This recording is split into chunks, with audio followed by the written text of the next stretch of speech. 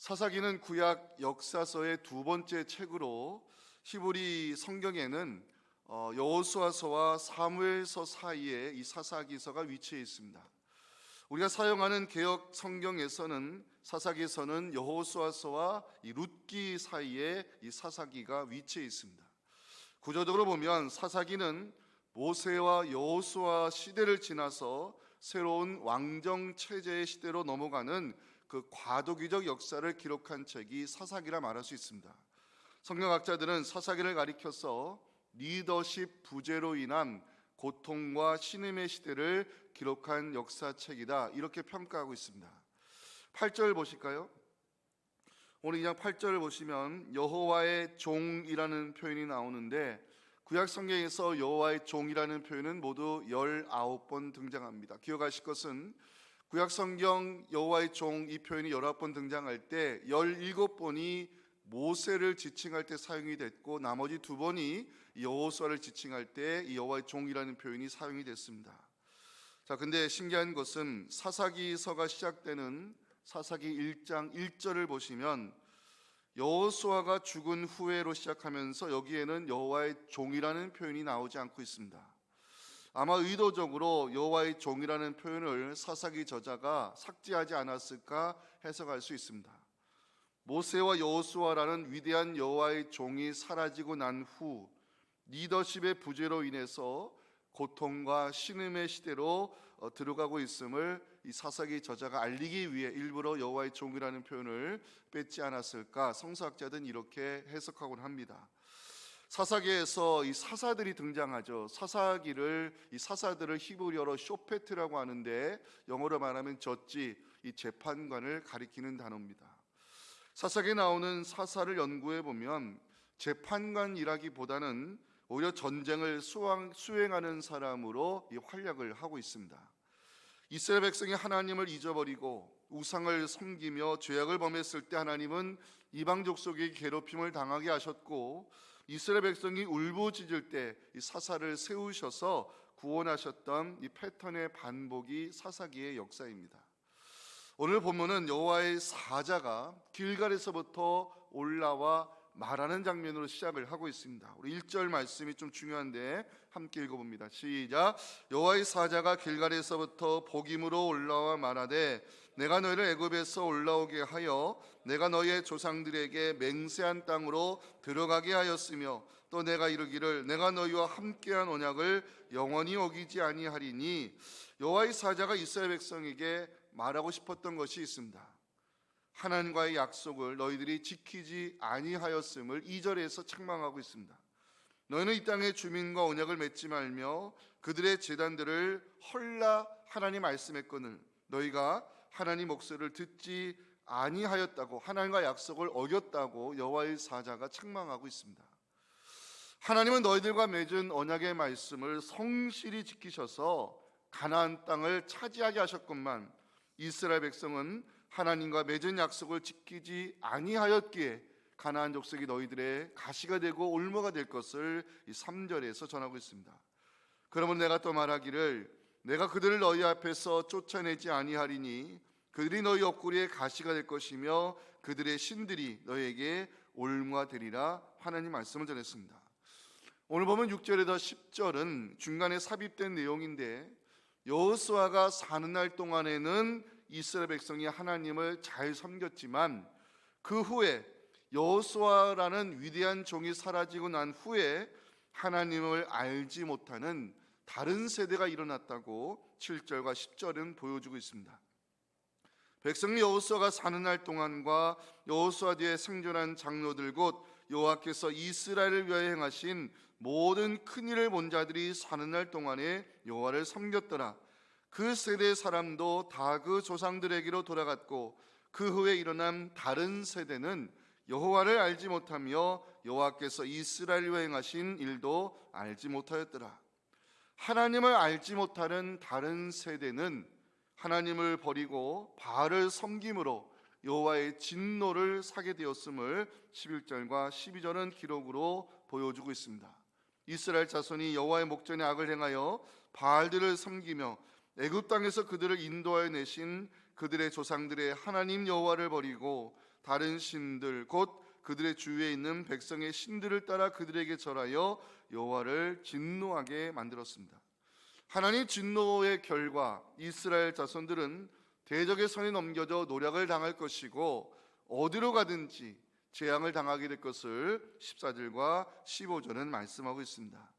여호와께서 이스라엘에게 진노하사 노략하는 자의 손에 넘겨주사 그들이 노략을 당하게 하시며 또 주위에 있는 모든 대적의 손에 팔아 넘기심에 그들이 다시는 대적을 당하지 못하였으며 그들이 어디로 가든지 여호와의 손이 그들에게 재앙을 내리시니 그 여호와께서 말씀하신 것과 같고 여호와께서 그들에게 맹세하신 것과 같아서 그들의 괴로움이 심하였더라. 여름 사역을 앞에 두고 우리 교회 공동체가 어떤 말씀으로 기도해야 되는지 묵상하는 가운데 사사기 2장의 좀 무거운 말씀을 보게 되었습니다. 오늘은 이 다른 세대가 아닌 다음 세대로 이 제목을 가지고 함께 말씀을 나눌 때 우리 교회 신앙의 공동체가, 믿음의 공동체가 반드시 감당해야 될 시대적 사명이 무엇인지 함께 고민하며 기도의 자리로 나아가는 시간을 가지기 원합니다. 우리 첫째 메시지 우리 목소리로 함께 읽어보겠습니다. 시작. 하나님이 베풀어 주신 은혜를 잊어버리면 공동체는 망하게 된다는 것입니다. 1절은 여호와의 사자가 길갈에서 올라와 말하는 장면으로 시작을 하고 있습니다. 여호와의 사자가 길갈에서부터 복임으로 올라와 말합니다. 내가 너를 애굽에서 올라오게 하여 내가 너희의 조상들에게 맹세한 땅으로 들어가게 하였으며 또 내가 이르기를 내가 너희와 함께한 언약을 영원히 오지 않았다고 여호와의 사자가 하나님 말씀을 전합니다. 자, 여호와의 사자가 길갈에서부터 올라온 이유가 있습니다. 길갈이라는 지역은 이스라엘 공동체가 잊을 수 없는 역사적으로 중요한 장소입니다. 길갈은 이스라엘 백성이 하나님의 인도하심을 받고 요단강을 건너서 처음으로 진을 쳤던 곳인데 가나안 정복이 시작되는 장소였습니다. 길갈은 이스라엘 백성이 요단강의 기적을 경험한 후 하나님이 하신 일을 기념하기 위해 이 길갈의 바닥에서 이스라엘 지파를 상징하는 12돌을 가지고 올라와 기념배를 세웠던 곳이 길갈입니다. 이스라엘 백성은 길갈에서 할례를 행함으로 하나님 백성의 정체성을 선언하였고 하나님께 유월절 제사를 거대하게 드리면서 예배 공동체로 세움하는 곳이 바로 길갈입니다. 여호와의 사자가 길갈에서부터 올라와 말하는 이유가 있습니다. 하나님의 은혜를 잊어버리지 말라는 메시지를 선포하기 위해서였습니다. 여호와의 사자가 말합니다. 하나님은 너희를 애굽에서 올라오게 하였으며 하나님은 너희들과 맹세하신 약속의 땅으로 들어가게 하였으며 하나님은 너희들과 맺은 언약을 성실히 지키셨다고 전하고 있습니다. 자, 1절 여러분 눈으로 다시 한번 봐주실까요? 여호와의 사자가 길갈에서 올라와 이스라엘 백성에게 하나님의 은혜에 대해서, 하나님 베푸신 은혜에 대해서 말을 전할 때 세 가지 동사를 사용하고 있어요. 애굽에서 올라오게 하였으며 출애굽의 역사입니다. 맹세의 땅으로 들어가게 하였으며 가나안 정복을 의미합니다. 언약을 어기지 아니하였다, 약속의 말씀을 성실히 지키셨던 하나님을 증거하고 있습니다.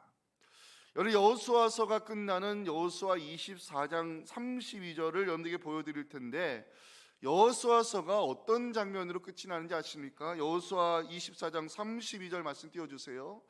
이스라엘 자손이 애굽에서 가져온 요셉의 뼈를 세겜에 장사하며 여호수아서가 마무리됩니다. 애굽에서 가져온 요셉의 뼈를 세겜에 묻었다는 것은 여호와의 언약이 성취되었음을 보여주는 이 상징적인 사건입니다. 출애굽의 역사, 가나안의 정복, 그리고 언약의 성취는 하나님께서 이스라엘 백성에게 베푸신 은혜입니다. 문제는 이스라엘 백성들이 받은 은혜를 잊어버리고 있었다는 데 있습니다. 2절 보시면 너희는 이 땅의 주민과 언약을 맺지 말며 그들의 제단들을 헐라 하나님 말씀했거늘 너희들은 하나님 목소리를 듣지 아니하였다고, 하나님과 언약을 너희들이 어겼다고 여호와의 사자가 책망하고 있습니다. 히브리어에서 금지 명령을 나타내는 단어가 두 개가 있습니다. 하나는 노이고 또 하나는 알이라는 단어인데요, 절대로 해서는 안 될 것을 강하게 강조할 때 히브리 성경은 로를 사용합니다. 2절에 이 땅의 주민과 언약을 맺지 말라는 말씀에 히브리어 로가 들어가 있습니다. 이 땅의 주민과 언약을 맺지 말라는 이 말씀에는 하나님 주신 사명을 완수하라는 거룩한 명령이 들어가 있는 것입니다. 여호수아가 죽기 전 이스라엘 12지파에 가나안 땅의 기업을 분배하면서 중요한 사명을 각 지파에 맡겨 주었습니다. 여호수아 23장 4절과 5절인데요. 보라, 내가 요단에서부터 해지는 쪽 대해까지의 남아있는 나라들과 이미 멸한 모든 나라를 내가 너희를 위하여 제비 뽑아 너희 지파에게 기업이 되게 하였느니라.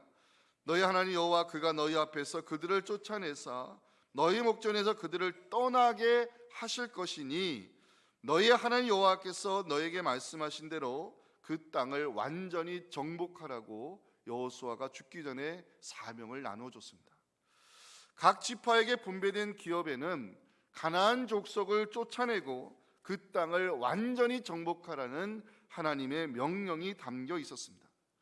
가나안 정복은 단순히 땅 빼앗기 전쟁이 아닙니다. 가나안은 죄로 더럽혀진 땅이었고 우상 숭배라는 타락한 질서가 세워진 땅이었습니다. 하나님께서 이스라엘 백성에게 가나안 족속을 진멸하고 그 땅을 완전히 정복하라 말씀하심은 그 땅에 새로운 하나님 나라의 질서를 세우기 위함이었습니다. 그래서 하나님은 이스라엘 자손에게 가나안 주민과 어떤 언약도 맺지 말 것이며 어떤 언약도 맺지 말 것이라 말씀하셨지만 이스라엘 백성은 하나님 말씀을 버리고 현실과 타협하기 시작합니다. 사사기 1장을 한번 보실까요? 27절, 28절은 사명을 버리고 현실과 타협하는 이스라엘 백성의 모습을 보여주고 있습니다. 므낫세가 베스안과 그에 딸린 마을들의 주민과 다은악과 그에 딸린 마을들의 주민과 돌과 그에 딸린 마을들의 주민과 이블로함과 그에 딸린 마을들의 주민과 무깃도와 그에 딸린 마을들의 주민들을 쫓아내지 못하며 가나안 족속이 결심하고 그 땅에 거주하였더니 이스라엘이 강성한 후에야 가나안 족속에게 노역을 시켰고 다 쫓아내지 아니하였더라. 므낫세 지파 처음에는 가나안 족속을 쫓아낼 힘이 부족했습니다. 하지만 시간이 지나 강성한 힘을 가졌음에도 불구하고 므낫세 지파는 가나안 족속을 쫓아내지 아니하고 노역을 시킴으로 사명을 완수하지 못했습니다. 사사기 1장 30절도 보시면 스불론은 갓 기드론 주민과 나알롯 주민을 쫓아내지 못하였으므로 가나안 족속이 그들 중에 거주하면서 노역을 하였더라. 스불론 지파 역시 가나안 주민을 쫓아내는 데 실패하면서 그들의 거주를 허락하는 대신 자기들을 위해서 노역을 시켰다고 성경은 기록하고 있습니다. 우리가 눈여겨봐야 될 지파가 하나 있는데 아셀 지파입니다. 사사기 1장 31절 32절은 여러분들 한번 읽어주시면 감사하겠습니다. 시작.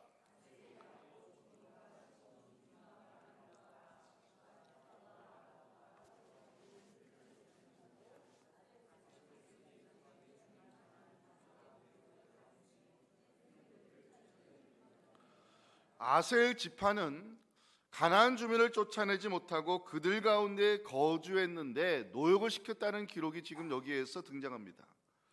성경학자들은 아셀 지파가 그들 가운데 거주하는 협정을 맺으면서 대신 노역을 시키지 않은 것으로 서로 약속했을 것으로 이해하고 있습니다. 사사기 1장을 읽어보면 가장 많이 나오는 표현이 있습니다. 쫓아내지 못했다는 기록입니다. 쫓아내지 못했다는 것은 하나님 주신 사명을 버리고 현실과 타협했다는 의미입니다. 이스라엘 백성들 사명을 버리고 현실과 손을 잡은 결과 그 결과는 우상 숭배의 제약으로 이어질 수밖에 없었습니다. 본문 2절 보실까요?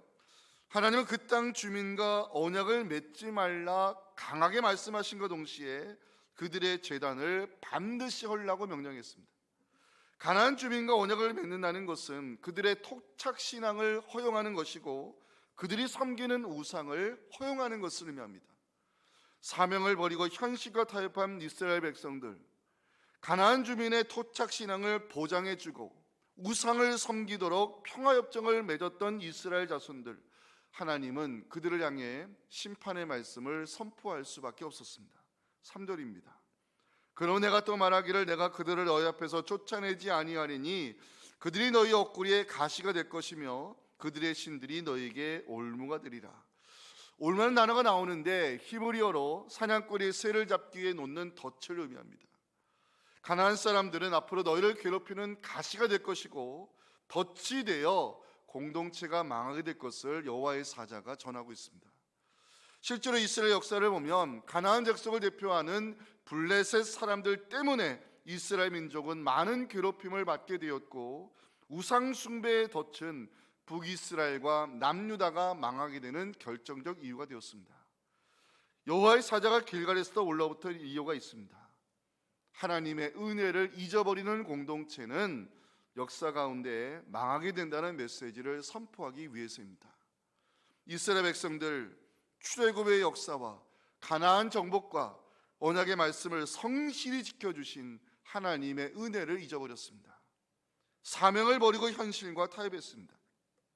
은혜를 잊어버리고 사명을 잊어버린 공동체는 타락할 수밖에 없고 역사 가운데 망하게 된다는 진리를 보여주는 것이 바로 북이스라엘과 남유다의 역사입니다.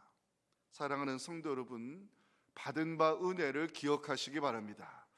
은혜를 기억하는 자가 사명의 길을 걸어갈 수 있는 것이고 사명의 길을 걷는 자가 지금도 살아 역사하시는 하나님을 세상에 증거할 수 있는 거룩의 통로가 될 수 있는 것입니다. 주신 은혜를 간직하고 사명의 길을 걸어가는 여러분들을 통해서 우리 교회가 목회 5대 비전을 견고히 이루어가며 특별히 복음의 능력으로 세상을 변화시키는 믿음의 공동체로 쓰여져 갈 수 있기를 주님의 이름으로 축원합니다. 두 번째 메시지도 같이 한번 읽어봤으면 좋겠습니다. 시작. 믿음의 공동체는 신앙 전수에 실패해서는 안 된다는 사실입니다. 사사기 기자는 오늘 본문 6절부터 10절까지 여호수아 시대와 여호수아 시대 이후의 공동체에 일어난 변화에 대해서 기록으로 보여주고 있습니다. 자, 여호수아 시대의 공동체의 모습은 어떻게 했을까? 7절 말씀을 함께 읽어보겠습니다. 시작. 백성이 여호수아가 사는 날 동안과 생존한 장로들 곧 여호와께서 이스라엘을 위하여 행하신 모든 큰 일을 본 자들이 사는 날 동안에 여호와를 섬겼더라. 여호수아 시대의 특징이 있습니다. 하나님이 하신 일을 보았던 체험적 신앙을 가지고 있었습니다. 출애굽의 역사를 이루신 하나님, 하늘의 만나로 먹이신 하나님, 요단강의 물을 갈라주신 하나님, 여리고를 무너뜨리고 가나안 정복을 이루도록 앞서 싸우셨던 하나님, 여호수아 시대의 사람들은 하나님이 하신 일에 대한 경험과 기억을 가지고 있었습니다. 중요한 것은 하나님이 하신 일에 대한 체험적 신앙을 가지고 있는 세대는 사는 날 동안 하나님을 섬겼다고 성경은 증거하고 있습니다. 하나님이 하신 일을 경험한 사람은 하나님을 떠나기가 쉽지 않다는 진리를 보여주는 장면입니다. 문제는 10절입니다. 함께 읽겠습니다. 시작. 그 세대의 사람도 다 그 조상들에게로 돌아갔고 그 후에 일어난 다른 세대는 여호와를 알지 못하며 여호와께서 이스라엘에 행하신 일도 알지 못하였더라. 성경은 여호수아 이후에 일어난 세대를 다른 세대라 부르고 있는데 다른 세대를 찾아봤습니다. 히브리어로 다른 세대라는 것은 질적으로 완전히 동떨어진 세대, 이것을 의미합니다. 다른 세대가 일어났다는 것은 세대의 단절을 의미하는데 하나님을 알지 못하는 다른 세대가 이스라엘 공동체에 일어난 이유가 무엇일까? 첫째는 더 풍요로운 삶을 살기를 원했기 때문입니다. 11절 보시면 이스라엘 자손이 여호와의 목전에 악을 행하여 바알들을 섬겼다는 기록이 있습니다. 여호수아 이후에 일어난 다른 세대는 바알을 섬기는 세대였다라고 성경이 기록으로 보여주고 있는데 이 바알이라는 단어 히브리어로 바알이라고 하는데 주인이란 뜻입니다. 로드, 마스터, 주인이란 뜻입니다. 이스라엘 자손이 주인으로 선택한 신은 바로 바알이었습니다. 바알은 가나안 땅에서 남성 신들 가운데 등급이 가장 높은 신이었고 특별히 기후와 농사를 주관하는 신으로 알려져 있습니다. 여호수아 이후에 일어난 다른 세대는요 바알만 섬긴 것이 아닙니다. 13절 보실까요? 곧 그들이 여호와를 버리고 바알과 아스다롯을 함께 섬겼다고 성경은 고발하고 있습니다. 바알의 아내 아스타롯 문자적으로 번식을 뜻하는 단어인데 풍요와 번식을 주관하는 여신으로 알려져 있습니다. 자, 심각한 문제는 12절에 나오는 그들에게 절하다는 단어입니다.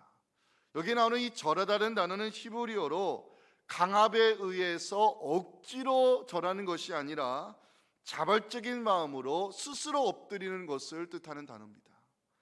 여호수아 이후에 일어난 다른 세대, 왜 하나님을 버리고 바알과 아스타롯을 숭배하고 있느냐? 이유는 하나입니다.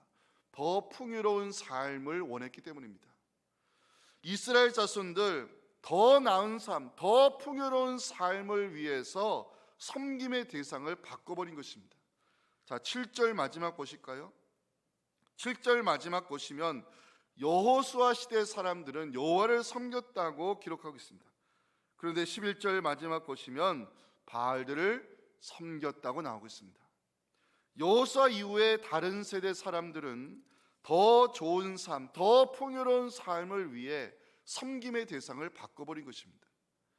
주신 은혜에 만족하지 아니하고 바알을 인생의 주인으로 섬기고 아스타롯 앞에 스스로 엎드려 절했던 이유는 더 풍요로운 삶을 위해서였습니다. 섬김의 대상을 바꿔버린 다른 세대를 향해 하나님은 진노할 수밖에 없었고 저들을 노력하는 자의 손에 넘기겠다고 말씀했습니다. 14절입니다. 여호와께서 이스라엘에게 진노하사 노력하는 자의 손에 넘겨주사 그들이 노략을 당하게 하시며 또 주위에 있는 모든 대적의 손에 팔아넘기심에 그들이 다시는 대적을 당하지 못할 것이라 예고했습니다.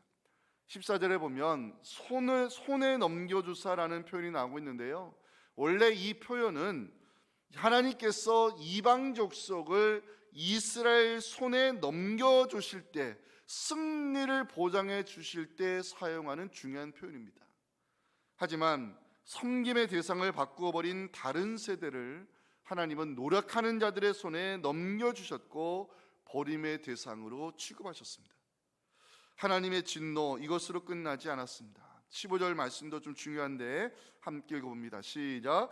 그들이 어디로 가든지 여호와의 손이 그들에게 재앙을 내리시니 곧 여호와께서 말씀하신 것과 같고 여호와께서 그들에게 맹세하신 것과 같아서 그들의 괴로움이 심하였더라. 14절이 노력하는 자의 손에 넘어간 다른 세대를 향한 징계의 말씀이라면 15절은 여호와의 손이 보호의 손이 아닌 공격의 손이 되어서 이스라엘 자손이 어디로 가든지 재앙을 당하게 될 것을 성경이 말씀하고 있습니다.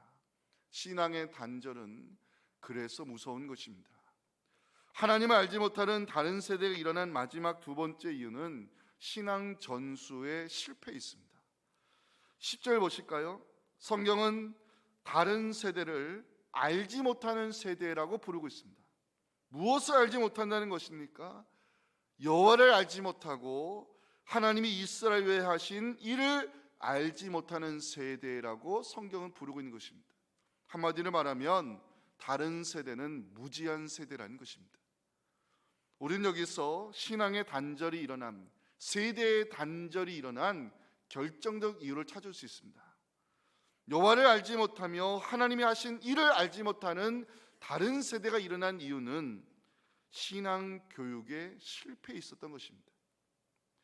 저는 이 말씀을 묵상하면서 믿음의 공동체인 교회가 우리 다음 세대 자녀들에게 반드시 가르쳐야 될 신앙 교육의 내용 세 가지를 발견하게 되었습니다. 하나, 하나님이 누구신가? 하나님이 누구신가? 특별히 성경이 말씀하는 창조주 하나님, 온 세상의 주인 되시는 창조주 하나님, 그 하나님이 누구인가를 하나님 말씀의 근거에서 가르쳐야 됩니다. 두 번째, 하나님이 하신 일이 무엇인가를 가르쳐줘야 됩니다. 우리의 구원을 위해서 하나님께서 예수 그리스도를 통하여 하신 일, 십자가와 부활의 사건, 즉 복음을 가르쳐야 됩니다. 마지막 세 번째는 우리는 누구인가를 가르쳐줘야 됩니다. 다음 세대에게 하나님 자녀의 정체성을 반드시 가르쳐야 됩니다. 우리는 하나님의 자녀라고 하는 이 거룩한 정체성, 이것을 반드시 다음 세대에 가르쳐 주어야 하나님을 알지 못하는 다른 세대가 아닌 하나님이 누구인가를 아는, 하나님이 나의 구원을 위해서 예수 그리스도가 하신 일을 아는, 그리고 내가 누구인가를 아는 다음 세대를 우리 교회가 세워나갈 때 성경에서 말씀하는 모든 축복의 약속이 우리 다음 세대 인생 가운데 실현되어서 하나님께 감사와 영광을 올려드리는 우리 성도님들의 가정, 우리 교회가 될 수 있기를 주님의 이름으로 축원합니다. 지금은 우리의 유일한 구원이신 예수님의 은혜와 다음 세대들을 예배대로 세워가실 우리 아버지 하나님의 크신 사랑과 성령의 역사하심이 주신 이 귀한 말씀을 가지고 가정과 우리 교회 공동체에 자라난 우리 자녀들이 하나님을 알지 못하는 다른 세대가 아닌 하나님을 경험하고 하나님을 알고 그리고 예배자의 정체성을 가지고 우리 자녀들을 하나님 앞에 세워가기 원하는 우리 사랑하는 모든 성도들의 이 귀한 가정의 기도 제목들, 우리 자녀들의 신앙과 준비하고 있는 여름 사역 위에 지금부터 영원토록 함께 하시기를 간절히 축원하옵나이다. 아멘.